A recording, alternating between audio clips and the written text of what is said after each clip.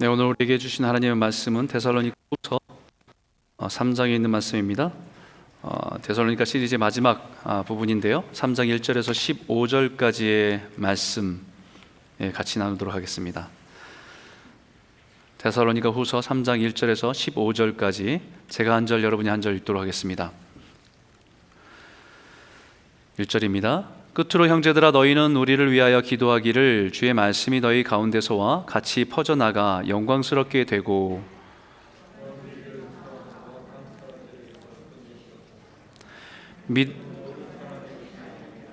주는 미쁘사 너희를 굳건하게 하시고 악한 자에게서 지키시리라.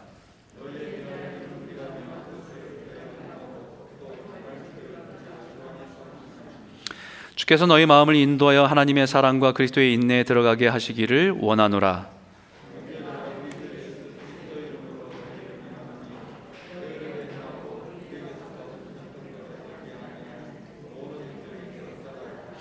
어떻게 우리를 본받아야 할지를 너희가 스스로 아나니, 우리가 너희 가운데서 무질서하게 행하지 아니하며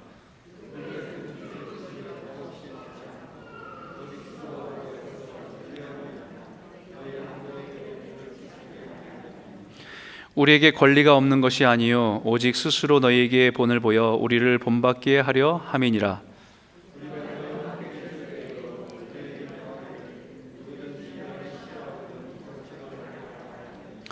우리가 들은즉 너희 가운데 게으르게 행하여 도무지 일하지 아니하고 일을 만들기만 하는 자들이 있다 하니,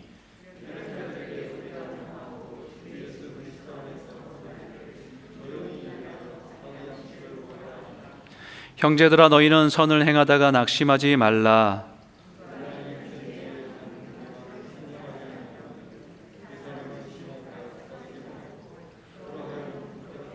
같이 읽겠습니다. 그러나 원수와 같이 생각하지 말고 형제같이 권면하라. 아멘. 코로나로 인해서 우리가 어려움을 겪고 있는 것이 2년이 다 돼갑니다. 참 2년이라는 시간 속에서 코로나 바이러스로 인한 우리 일상의 전반적으로 일어난 변화들이 참 많이 있는 것 같습니다. 사람과 사람과의 만남이 제한되고 자연스럽지 않고 부담이 되고, 또 마음대로 가고 싶은 곳에 갈 수 없는 상황이 되었습니다. 여전히 백신에 대한 기대를 가지고 버티고 또 기대하면서 또 일상의 회복에 대한 소망을 가지고 왔지만, 또 이런 상황들이 좀처럼 완전하게 회복되는 것은 아니다라는 생각들이 또 이렇게 들기도 합니다. 이런 상황이 장기화되고 또 이렇게 장기화되면 사람들의 피로도가 쌓입니다. 그리고 참고 인내하는 것에 대한 한계들이 이곳저곳에서 보이고 느끼게 됩니다. 그러면서 이제는 위드 코로나, 이제는 완전한 회복이 있는 것이 아니라 그냥 코로나와 더불어 살아가는 삶의 일상으로 돌아가야 된다, 이런 말들이 나오기도 합니다. 일상으로 돌아가는데 예전같이 완전하게 돌아갈 수는 없지만 그래도 어느 정도는 복귀할 수 있다라고 하는 기대감을 가지고 있습니다. 이것조차 여러 가지 변수들이 있기 때문에 또 여전히 우리는 불안감 가운데 살아가고 있는 것이 지금 우리들의 현실인 것 같습니다. 이런 상황들을 지난번에 제가 칼럼에 이렇게 잠깐 글을 썼지만, 우리가 참 일상으로 언제 돌아갈 수 있을까? 코로나 이전으로 언제 돌아가서 원래대로 이렇게 자유롭게 살아갈 수 있을까? 빨리 일상으로 돌아가길 원한다는, 복귀하길 원하는 그런 마음들이 참 많은 것을 생각하게 됩니다. 그런데 그것도 중요하지만 더 중요한 것은 우리가 하나님께서 우리에게 창조하셨던, 하나님이 보시기에 좋았다라고 했던 우리의 원래의 모습, 그 모습으로의 복원, 깨어진 것, 어그러진 것을 원래의 모습으로 회복하는 것이 복원이지 않습니까? 그 복원이 더 중요한 것 아닌가. 코로나 다 끝나고 나서 예전처럼 막 다닐 수 있고 모일 수 있고 같이 만나서 즐겁게 할 수 있지만, 사실 이 복원이 되지 않은 상태에서 살아가는 것은 또 다른 어려움들이 우리 안에 있지 않겠습니까? 그래서 우리가 일상으로의 복귀보다 더 우리가 간절히 원하는 것은 하나님이 원래 우리에게 지으신 원래의 모습대로의 복원입니다. 그리고 그것이 신앙입니다. 그것이 하나님께서 예수 그리스도를 우리에게 십자가로 내어주신 이유입니다. 우리가 그 사랑을 깨닫고 예수를 주로 고백하면 예수 그리스도를 통해서 하나님의 거룩함을 회복하기 원하시는 것이 분명히 하나님의 뜻이라고 말씀하셨기 때문에 우리가 잃어버린 그 하나님의 거룩함, 하나님의 형상을 회복하여 가는 것이 하나님이 원하시는 것이다. 사도 바울은 그동안 데살로니가 교회 성도들에게 우리들에게 분명하게 주는 메시지, 그것은 우리가 믿음을 가지고 하나님에 대한 신앙을 가지고 살아가는 삶의 목적, 신앙의 목적은 거룩함이다라고 분명하게 말씀해 줬기 때문입니다. 그리고 마지막에 오늘 다시 한번 끝으로 하면서 다시 한번 강조하고 있는 것이 있어요. 1절과 2절인데 한번 다시 한번 읽도록 하겠습니다. 함께 읽겠습니다. 끝으로 형제들아, 너희는 우리를 위하여 기도하기를 주의 말씀이 너희 가운데서와 같이 퍼져나가 영광스럽게 되고 또한 우리를 부당하고 악한 사람들에게서 건지시옵소서 하라. 믿음은 모든 사람의 것이 아니니라. 여러분, 믿음은요 모든 사람의 것이 아니래요. 믿음은 하나님의 선물입니다. 우리가 믿기로 결정해서 믿은 것 같은데요, 내 의지로 결정해서 그 믿음을 가지고 지키는 것 같은데, 믿음은 하나님께서 우리에게 주신 선물이라고 말합니다. 믿음은 내가 가진 신념, 내 의지력, 내 정신력, 이것에 의지하는 것이 아니라, 내가 믿기로 결정해서 믿음이 생긴 것이 아니라, 내가 믿어주기로 마음 먹었기 때문에 내 마음에, 내 삶 가운데 믿음이 생긴 것이 아니라, 믿음은 하나님이 우리에게 주신 선물이다. 저는 이 말씀을 목회를 하면서 여러분들을 만나면서요, 이제 막 그 질병 때문에 암 선고 받고 이제 얼마 남지 않은 인생을 사시는 분도, 그 마지막 순간에 예수를 믿고 믿음으로 반응하는 분도 보았지만, 그 마지막 순간까지 안 믿어진다고 얘기하신 분도 보았어요. 믿고 싶은데 안 믿어진다고 얘기하시는 분도 보았습니다. 이것은 내 의지로 믿어지는 것이 아니라, 하나님의 우리에게 주신 선물이구나라는 것을 다시 한번 깨닫게 되는 거예요. 분명히 에베소서 2장 8절에도 이렇게 말합니다. 너희는 그 은혜에 의하여 믿음으로 구원을 받았으니 이것은 너희에게서 난 것이 아니요 하나님의 선물이니라. 믿음은 하나님의 선물입니다. 너무 귀한 선물이에요. 그 다음에 이 믿음을 받았기 때문에, 너무 귀한 선물이기 때문에 이 귀한 믿음을 우리는 지켜가는 겁니다. 지켜내는 것입니다. 그렇기 때문에 사단은 우리가 이 믿음을 받은 것을 깨트리려고 잃어버리도록 끊임없이 성도들을 흔들어댑니다.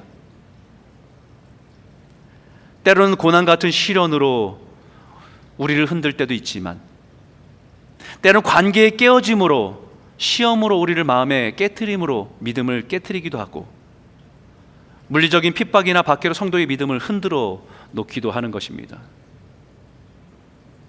그렇기 때문에 마지막으로 사도 바울이 성도들을 위해서 기도합니다. 주는 미쁘사 너희를 굳건하게 하시고 악한 자에게서 지키시리라. 너희에 대하여는 우리가 명한 것을 너희가 행하고 또 행할 줄을 우리가 주 안에서 확신하노라. 사도 바울이 기도하는 것이 뭡니까? 이 사람들의, 성도들의 믿음을 지킬 수 있도록 기도하는 게 뭡니까?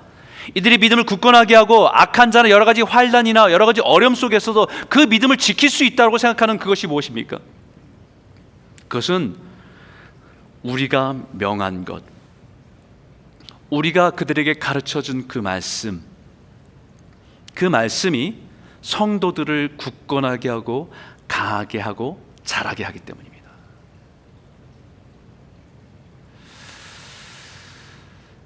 여러분, 우리가 믿음을 가졌는데 이 믿음이 끝까지 견고하게 있으면 좋은데, 이게 우리가 말씀과 멀어지면 믿음도 흔들릴 때가 참 많아요. 자기는 모태신앙이고 오래 신앙생활을 해서 믿음이 있다고 하는데, 어느 순간 보면 그 믿음이 다 흔들려서 나약해져 있고 연약해져 있는 그 모습을 볼 때가 있습니다. 한 번 믿음이 있으면 전혀 변함이 없는가? 믿음이 약해지기도 하고요, 믿음이 흔들리기도 합니다. 심지어는 믿음을 잃어버리기도 해요.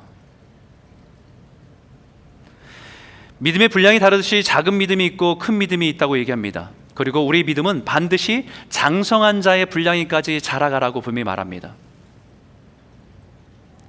아주 단순한 복음, 예수 믿으면 구원받습니다. 예수 믿으면 천국 갑니다. 예수님이 우리의 구주 되시고 우리의 왕이십니다. 여러분, 이 간단한 이 복음, 아주 함축된 이 복음을 믿는 것도 믿음입니다.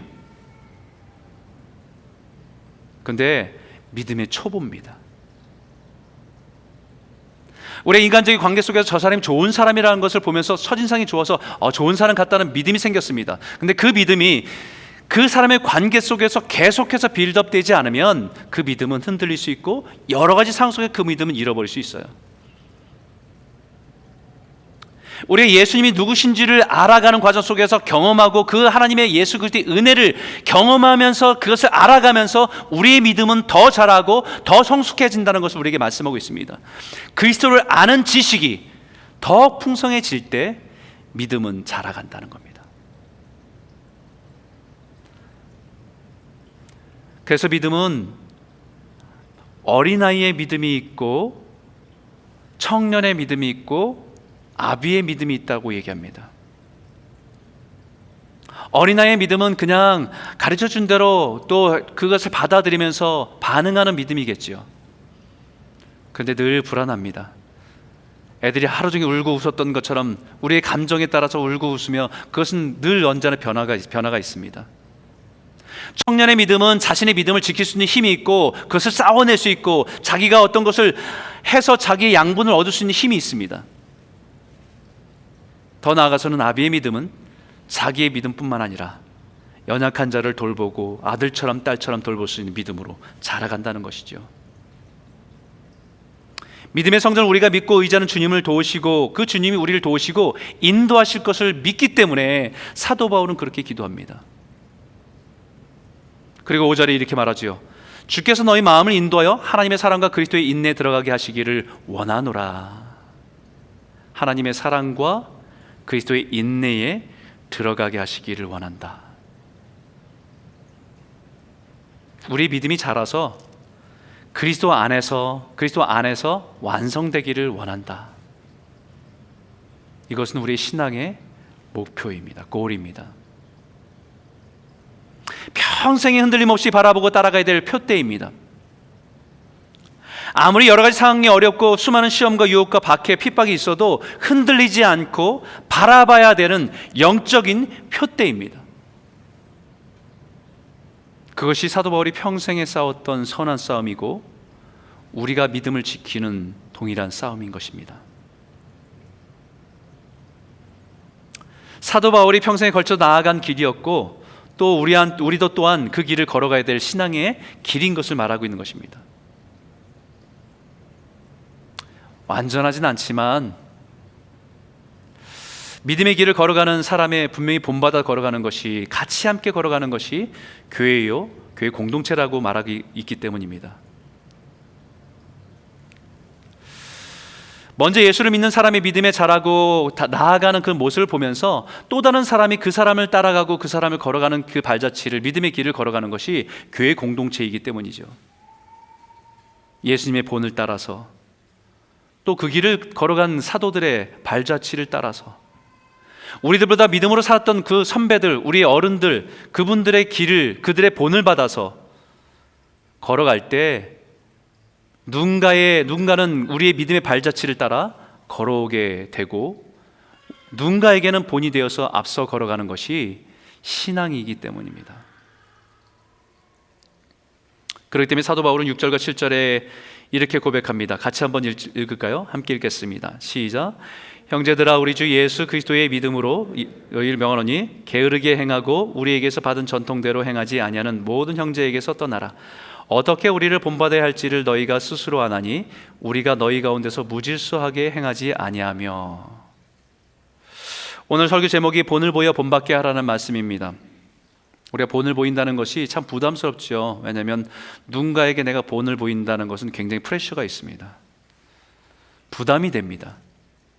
완전하지 않다는 것에 대한 부담이고 실수가 많다는 것에 대한 부담이 있어요.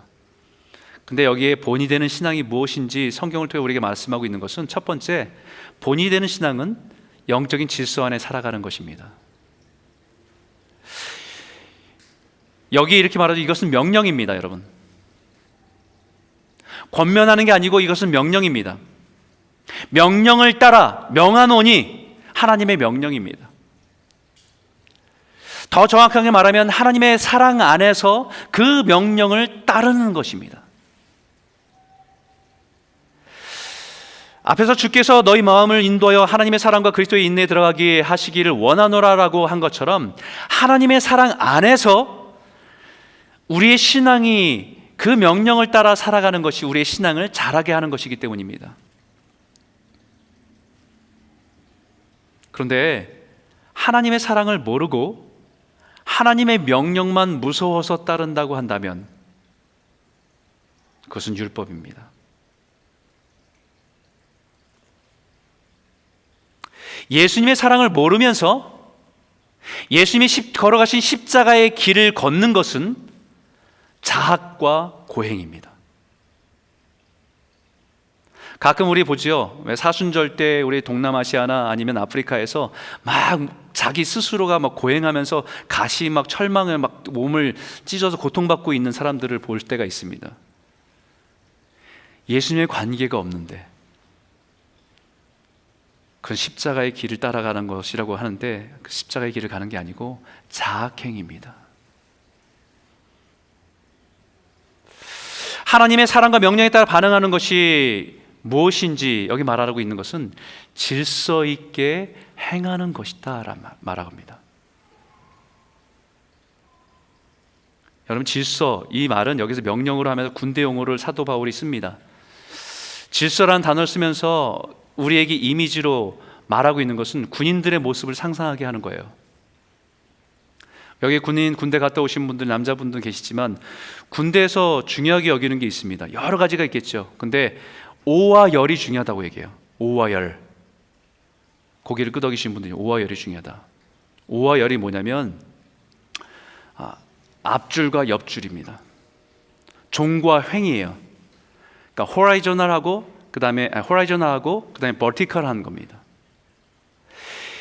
군인들은 가장 중심에 가장 대표되는 지도자가 있고, 그 중간 지도자들이 중간중간에 서고, 거기에 따른 모든 부대들이 다 줄을 맞춰 사열하는 것이 군대라는 거예요. 여기서 질서 있게 행한다는 말은 그 말입니다.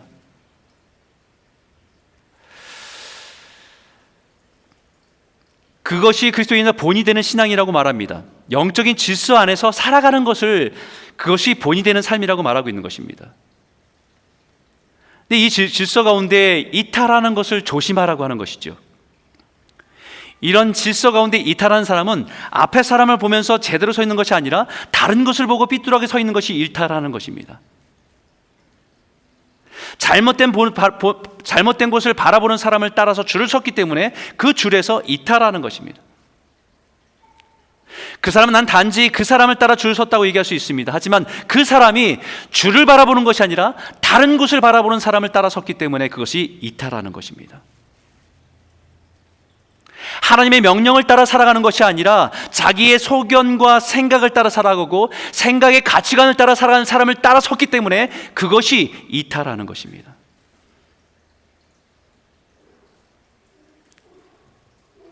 그 질서에서 벗어나는 것입니다. 사도 바울은 이렇게 말합니다. 어떻게 우리를 본받아야 할지 우리를 본받으라. 이거 여기서 한 번만 이렇게 얘기한 것이 아닙니다. 빌립보서에도 이렇게 말했습니다. 형제들아, 너희는 함께 나를 본받으라. 그리고 너희가 우리를 본받은 것처럼 그와 같이 행하는 자들을 눈여겨보라 라고 말했습니다. 나를 본받으라고, 우리를 본받으라고. 여러분, 웬만큼 교만한 사람 아니고는 이 말을 하기가 어렵습니다. 사도 바울이 나를 본받으라고, 성도들에게 본받으라고 말하는 것은 자신이 완벽해서 자기를 본받으라 하는 말이 아니라 마치 소대장이 자기가 최고의 지도자인 사람을 바라보면서 그를 향해서 서 있는 것처럼 다른 사람들이, 성도들이 나를 통해서 그분을 바라보는 삶을 함께 바라보자라고 말하고 있는 것이 본받으라라는 말씀의 의미입니다.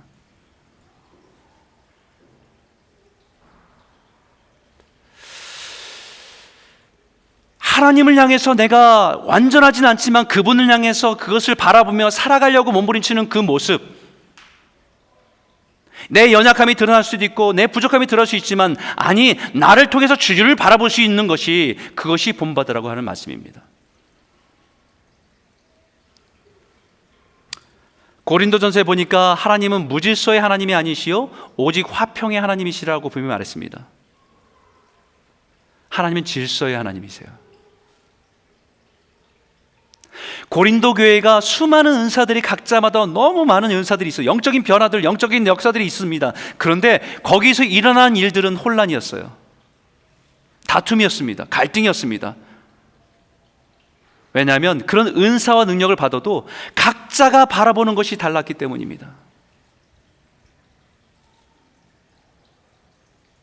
하나님이 우리에게 주셔서 우리가 본받으는 삶은 우리에게 각자의 주신 것을 가지고 주를 바라보는 자리에서, 자기의 역할 속에 있는 자리에서 주님을 바라볼 때 그것이 질서 가운데 있는 것이 본받는 삶이라고 가르쳐주고 있는 것이지요. 창세기 하나님께 창조하실 때에 그때의 모습을 이렇게 표현합니다. 땅은 혼돈하고 공허하며 흑암의 깊음 위에 있고 라고 말했습니다. 하나님이 창조하기 전에 땅은 케이오스, 혼돈입니다. emptiness, 공허합니다. darkness, 흑암 가운데 있었다는 거예요.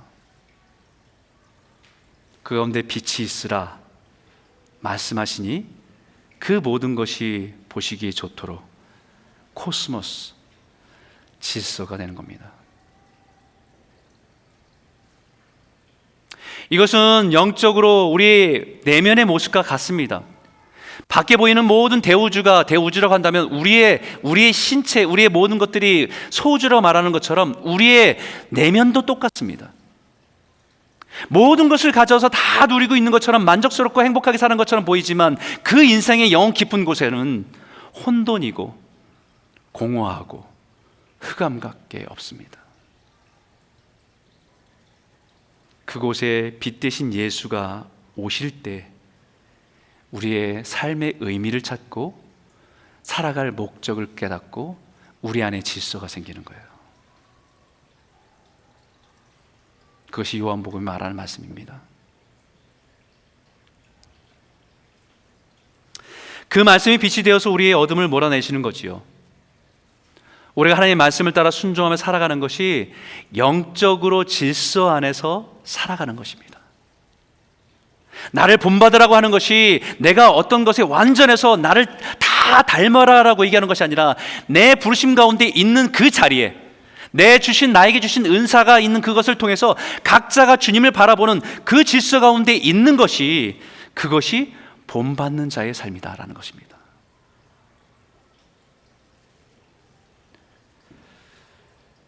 완벽해지라는 말이 아니에요. 목회자로서 완벽할 수 없습니다. 믿음의 부모로서도 자녀에게 보일 때는 완벽할 수 없어요. 믿음의 어른이라고 해서 또 완벽할 수도 없습니다. 자신의 그 부족함을 알고 우리가 변함없이 주님을 바라면서 그 말씀 붙들고 주를 향해서 살아가는 것, 그것이 본이 되는 삶이다라고 가르쳐주고 있는 것이죠. 두 번째 말씀 나누겠습니다. 따라하겠습니다. 본이 되는 신앙은 자기 권리보다 영적 권위를 추구하는 것입니다.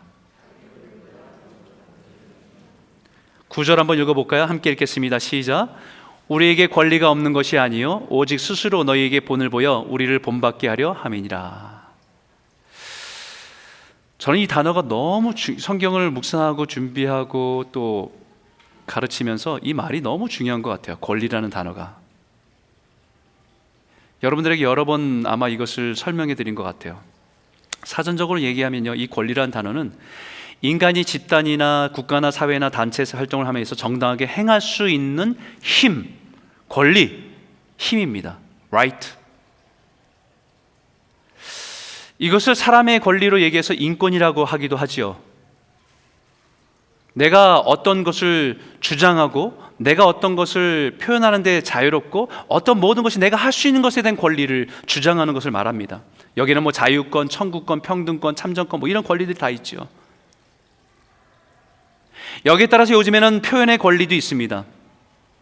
표현의 자유의 권리도 있고 말할 권리도 있고 알아야 될 권리도 있고 수많은 권리들이 있습니다. 그런데 우리가 알다시피 오늘날 혼돈은 이 권리들이, 수많은 권리들이 너무 혼잡스럽게 우리 사회를 어렵게 하고 갈등 가운데 있는 것을 우리가 보지 않습니까? 사회에서도 국민의 한 사람으로서의 권리도 굉장히 중요하지만 국민의 한 사람으로서의 지켜야 할 책임과 의무도 같이 균형을 이뤄야 건강한 사회가 된다라고 얘기합니다. 의무와 책임은 없고 권리만 주장하면 난리가 나는 겁니다. 혼돈입니다.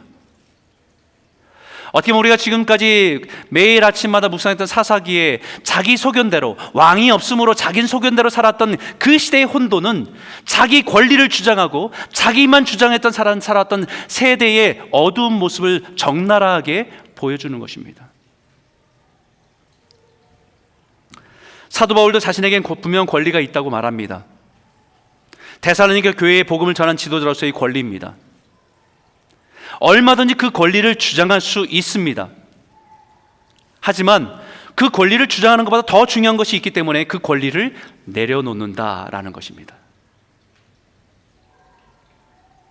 자기 자신만을 위한 권리를 주장하지 않고 성도들이 예수를 알아가고 닮아가고 주를 본받는 삶을 살아가는 데 도수만 있다고 한다면 그 권리를 내려놓겠다라는 거예요. 심지어는 우상 숭배하고 남은 그 음식을 먹는 것 때문에 시험이 든 일이 있었잖아요. 그것을 그리스도의 자유로서 얼마든지 먹을 수 있습니다. 감사함으로 먹을 수 있습니다. 그것은 그 사람의 권리요, 그 사람의 그리스도의 자유입니다. 하지만 사도 바울은 믿음이 약한 자를 위해서 내가 그것을 먹지 않겠다라고 하는 것이 권리 포기입니다. 사람들은 자신의 권리를 내려놓으면 사람들이 자신을 무시할까 봐 두려워합니다. 자신의 권리를 주장하지 않으면 손해볼까 염려합니다. 그런데 재미있는 것은 권리를 내려놓을 때 진짜 권위를 얻는다는 겁니다. 이 권리라는 단어가 재밌어요. 그 예전에 말씀드렸죠. 헬라어인데요. 에크라는 단어하고 우시아라는 단어가 합성어된 겁니다. 에크는 from, 몸으로부터 나왔다는 거고요. 우시아라고 하는 것은 본질, 신이라고 하는 본질에서부터 나왔다는 뜻입니다. 이것이 번역될 때는 권리로 번역되기도 하고 권위로 번역되기도 합니다. 그래서 이 세상에 있는 모든 권위들, 아버지든 지도자든 목회자든 어떤 단체의 지도자로 세운 사람들의 권위는 다 하나님께서 모든 통치 하나님의 정의를 실현하기 위해서 그들에게 그 자리에 세우신 하나님의 권위를 받은 자라는 것을 잊지 말라는 것입니다. 하나님부터 흘러나온 거예요. 그런데 그 권위에 있는 자리에 있는 사람들이 자기의 권리를 주장하고 마땅히 자기가 그런 자리에 있는 사람이니까 이런 권리를 얻고 이런 유익을 얻어야 된다고 주장하고 그것을 세우려고 한다고 한다면 사람들은 뭐라고 합니까? 그 사람에게서 무엇을 봅니까? 그 사람에게서 권위를 보는 게 아니라 권위주의적인 모습을 봅니다. 고개를 흔들게 되죠.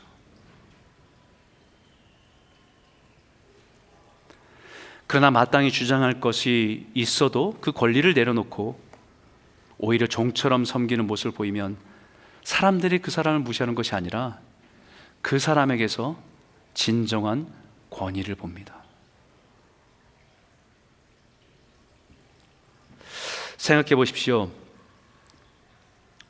우리가 부모님에게서 사랑을 느끼고 존경하는 가장 근본적인 모습은 그분들이 보여준 희생이었어요. 그분들이 보여준 사랑입니다. 그분들이 보여주는 희생과 사랑은 자신들의 권리를 포기함으로써 우리에게 보여준 사랑이었습니다. 좋은 것, 맛있는 것 혼자 먼저 취할 수 있는 권리가 얼마든지 있지만 자녀들을 먼저 생각하는 그 권리 포기가, 그 부모님의 권위가 세워지는 거였습니다.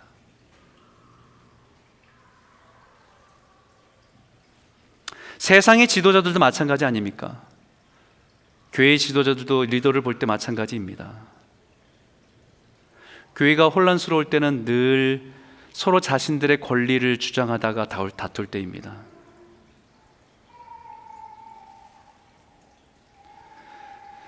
여러분, 우리는 일하지 않을 권리도 있어요. 봉사하지 않을 권리도 있습니다. 섬김 받을 권리도 있고 돌봄 받을 권리도 있고, 성도로서 케어 받을 권리도 있습니다. 데살로니가 교회에도 마찬가지입니다. 이렇게 말했어요. 11절과 12절 한번 볼까요? 함께 읽겠습니다. 시작. 우리가 들은즉 너희 가운데 게으르게 행하여 도무지 일하지 아니하고 일을 만들기만 하는 자들이 있다 하니 이런 자들에게 우리가 명하고 주 예수 그리스도 안에서 권하기를 조용히 일하고 자기 양식을 먹으라 하노라. 자기의 권리만 주장할 때 생기는 일은 혼돈과 무질서입니다. 일하지 않을 권리, 봉사하지 않을 권리, 다툼과 갈등만 남게 됩니다. 이것을 보면 그때나 지금이나 마찬가지인 것 같아요. 여기 보니까 도무지 일하지 아니하고 일 만들기만 하는 자들이 있다. 자신의 권리를 내려놓고 섬기기보다는 자신의 권리만 주장하며 살아가는 사람들이 늘 있었다라는 거예요. 2000년 전의 교회나 오늘 21세기의 교회나 사람이 살아가는 곳은 늘 다 똑같다는 거예요. 요즘 저희 집에는 코로나로 인해서 함께 있는 시간들이 참 많아졌습니다. 그러다 보니까 엄마는 삼시세끼를 다 챙겨줘야 돼요. 설거지해야 되죠, 청소해야 되죠. 집안일이 정말 많아졌어요. 그래서 좀 아이들한테 일도 나누고 또 맡기기도 하고, 아이들한테 뭐 이것을 좀 해라라고 시키면 왜 맨날 나만 시키냐고, 나는 했다고, 쟤는 맨날 안 한다고. 뭐 이 일이 늘 집안에서 일어나는 일이에요. 자기는 공부해야 되고 자기는 시험 준비해야 되고, 근데 맨날 쟤는 맨날 안 하게 놔두냐고. 투덜대며 원망하는 일들이 나타나요. 다 자기 권리 주장이죠. 그래서 사도 바울은 그리스도 안에서 권하기를 조용히 일하며 자기 양식을 먹으라고 하는 것입니다. 왜 그리스도 안에서입니까? 왜 그리스도 안에서라고 얘기해요? 그리스도께서 자신의 권리를 내려놓고 우리를 위해서 종으로 오신 모습을 기억하라는 거예요.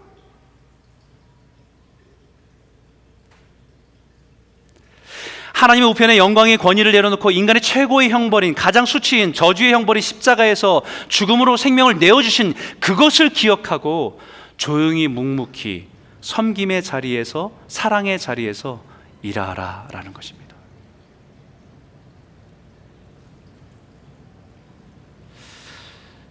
그 자리가 예수님을 닮아가는 영적 권위의 자리이기 때문입니다.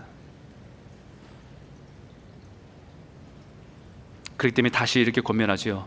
형제들아, 너희는 선을 행하다가 낙심하지 말라. 그것이 하나님 보시기에 선이라는 것입니다.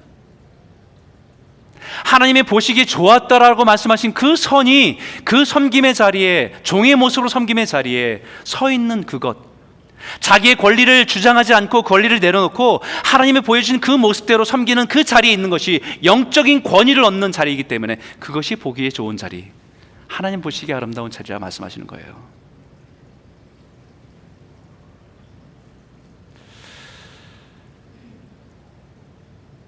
그래서 예수님도 제자들에게 이 비밀을 아는 성도는 이렇게 고백할 수 있다라고 말씀하셨어요. 같이 한번 읽어볼까요? 함께 읽겠습니다. 시작. 이와 같이 너희도 명령을 받은 것을 다 행한 후에 이르기를 우리는 무익한 종이라 우리가 하여야 할 일을 한 것뿐이라 할지니라.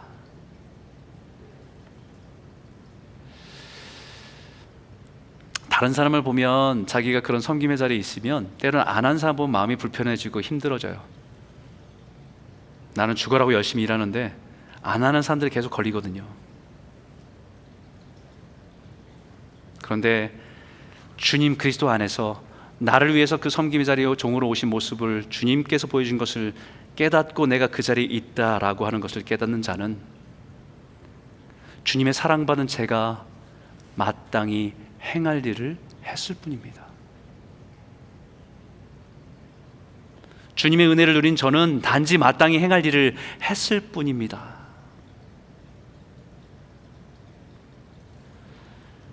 우리는 이 사람에게서 뭘 봐요? 영적인 권위를 봅니다. 사랑하는 성도 여러분, 이 고백이 저와 여러분의 고백이 되길 바랍니다. 자기의 권리를 주장해서 자기 이익을 채우는 자가 아니라 마땅히 누릴 권리가 있지만 그것을 내려놓고 우리에게 본이 되신 예수님을 따라 살아가는 영적인 권위가 있는 성도로 자라가시는 저와 여러분 모두가 되시길 주의 이름으로 축원합니다. 세 번째 따라 읽겠습니다. 본이 되는 신앙은 정죄가 아니라 사랑입니다. 14절과 15절이 이렇게 말합니다. 같이 한번 읽어볼까요? 같이 읽겠습니다.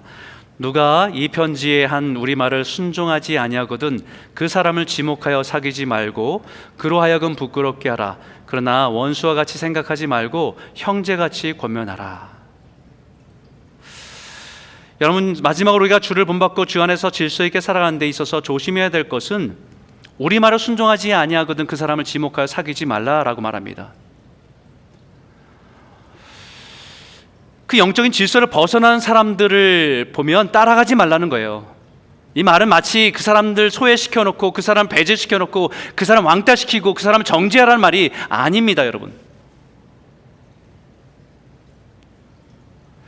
교회 안에 하나님의 질서 속에서 하나님을 바라보면서 각자의 자리에서 은사를 따라서 섬기고 살아가는 모습으로 살아가야 되는 것이 마땅히 본을 보이는 모습인데, 그렇지 않고 교회에 여러 가지 문제를 일으키고 갈등을 일으키는 사람들을 보면서 그 사람들을 비난하고 정죄해서 그 사람들을 제외시키란 말이 아니라는 겁니다.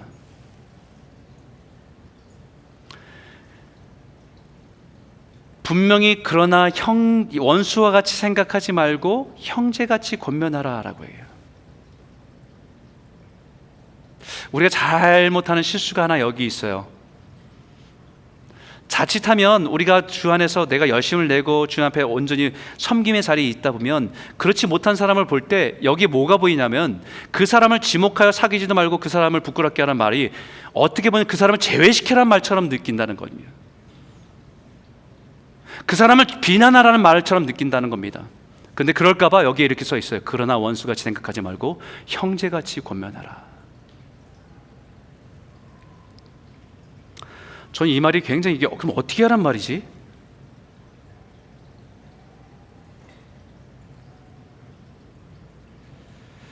원수같이 여기지 않고 형제 것처럼 대하라. 그리고 그 사람들과 사귀지는 말지만 그 사람들과 구별해야 된다. 이게 굉장히 어렵잖아요, 그죠? 근데 여기에 제가 묵상하면서 하나 깨닫는 말이 그로 하여금 부끄럽게 하라 라는 말이에요. 부끄럽게 하는 것은요, 두 가지 방법이 있더라고요. 하나는 그 사람의 수치를 드러내서 그것을 막 사람들에 보게 해서 창피하게 만드는 거예요. 그 사람의 잘못을 드러내서 사람들한테 비난하게 해서 그 사람 창피하게 만드는 겁니다. 그것은 원수를 대하는 거예요. 형제를 대하는 것은 그것이 아닙니다. 우리가 언제 부끄러움을 느껴요?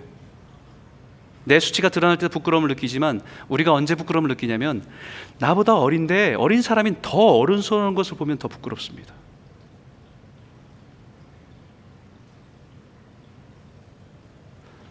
목회자인 저보다 훨씬 더 하나님 앞에 신실하고 진실하게 살아가는 성도를 보면 목회자인 제가 부끄러워요.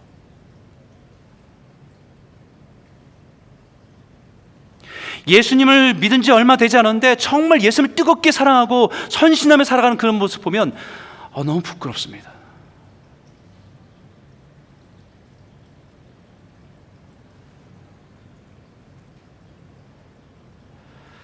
때로는 갈등이 있어서 내가 잘못했는데 오히려 그 사람이 잘못했다고 먼저 손을 내미는 거 보면 제 마음이 너무 부끄러워요.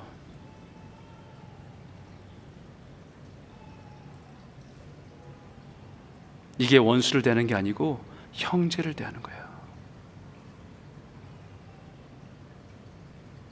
아무리 세상이 혼탁하고 어두워도 주를 본받는 삶을 묵묵히 살아가는 것입니다.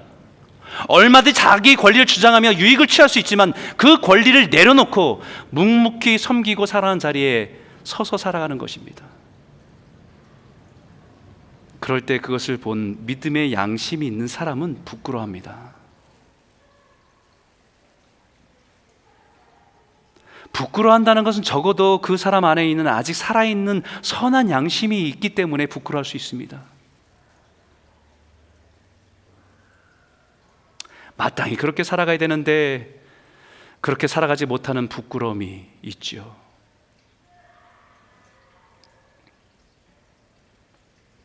그 부끄러움은 영적인 변화의 시작이 될 수 있기 때문입니다.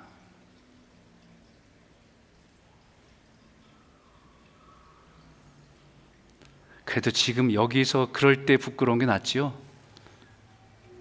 예수님이 이때의 부끄러움은 부끄러워해서는 안 된다고 말합니다. 그 말씀 한번 볼까요? 예수님 말씀을 마가복음 8장 38절입니다. 같이 한번 읽겠습니다. 시작. 누구든지 이 음란하고 죄 많은 세대에서 나와 내 말을 부끄러워하면 인자도 아버지의 영광으로 거룩한 천사들과 함께 올 때에 그 사람을 부끄러워하리라.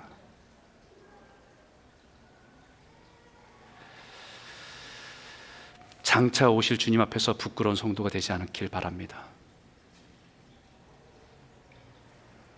이 음란하고 죄 많은 세대에 살아가면서 하나님의 말씀을 사랑하고 순종하는 자리에서 믿음과 신앙의 본이 되어 살아가는 복된 성도들이 다 되시길 주의 이름으로 축원합니다. 기도하겠습니다.